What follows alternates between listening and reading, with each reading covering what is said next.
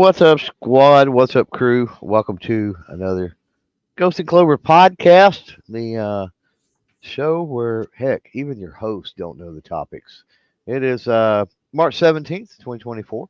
It is St. Patty's Day, so happy St. Patty's Day to everybody out there. Hopefully, you're wearing green. If not, well, you're subject to a pinch. So just be aware that that is could be, I guess, a thing. What if we're wearing green but still want to be pinched?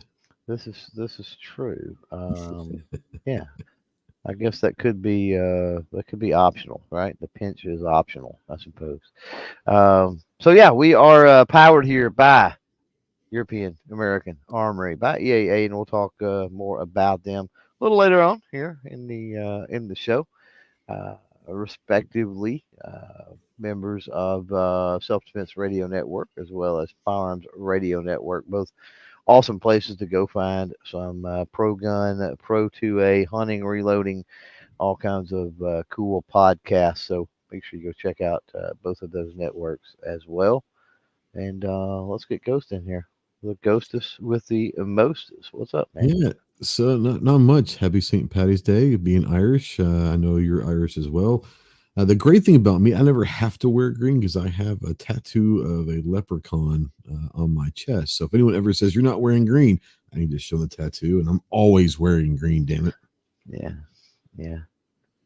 I've worn green most of the day. I've got to even look to see. Yeah, I'm still good. Um, I changed shirts. It got a little cool here. We were talking about that in the pre-chat. It's Yeah. got a little cool here, and I had to put on a little bit longer sleeves earlier. But yeah, I've still got some green enough that I guess it counts, right? Well, I wore a green hoodie today, so even though I Right, don't have to, technically, I still wore a green hoodie today. right. Chico says that he just say he's a CloverTac tattoo on his chest. Hey, what you don't know won't hurt you, man. That was a big check I had to cut for that. Big check. That's Big prime. That's prime advertising space. You know. man, yeah, that's checks in perpetuity for that one for sure. Yeah, no, can't afford that. Um, man, what was I? There was something. Oh, need to mention for those filing in. Um, yeah, keep in mind that you do want to stick around. You do want to hang out. You do want to comment in the chat, and you do want to be ready for our viewer segment at the end of the show. That's where somebody out there is going to get the opportunity to pick what we talk about. But um, You must be leaving us, present to win, kind of almost. You know. well, yeah, you've got about a minute once we call your name on that. But yeah, with that said, you have the first topic, man. So where are we going with this train wreck? This train wreck's going to start with a topic. I'll have a video coming out next weekend about it, but it's a topic that most people will be surprised that's on the channel. Dots on pistols. Now, most people know that I am not, or historically have not been, a big fan of dots on pistols. I like my open sights and all of that. But I wanted to kind of talk about it, maybe some pros and cons, and get your feedback. Because I know in the last year you've also kind of whether or not you enjoyed it or not, you have kind of you dove into It was the year Red dot Dot. game, you know.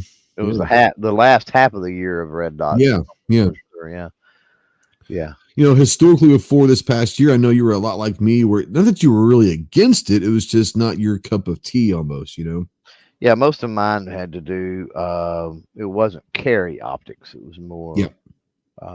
Competition, range time, maybe hunting, but mostly just competition and range time. So totally different game. I think once you start talking carry optics for sure. Where do you stand now? Are you starting to are there benefits or are there things that you do like about it? I mean, are you starting to kind of maybe change your train of thought here or no?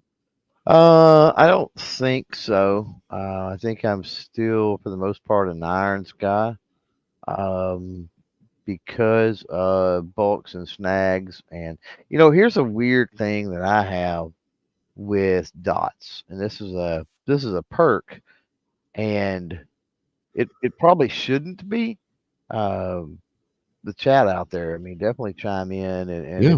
if replay, comment down below too. Let me know what you think about this. But I find myself racking the slide a lot with the dots. Oh yeah, for sure. Um, and I mean, that is a little bit of, when we're doing the T&E and we're testing stuff out, I mean, that sort of, speaks to the reliability and a lot of the other, factors with those dots or whatever.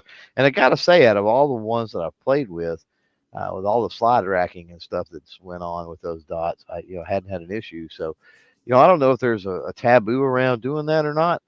Now, everything is, screwed in tight, locked tight, Yep. all that good stuff.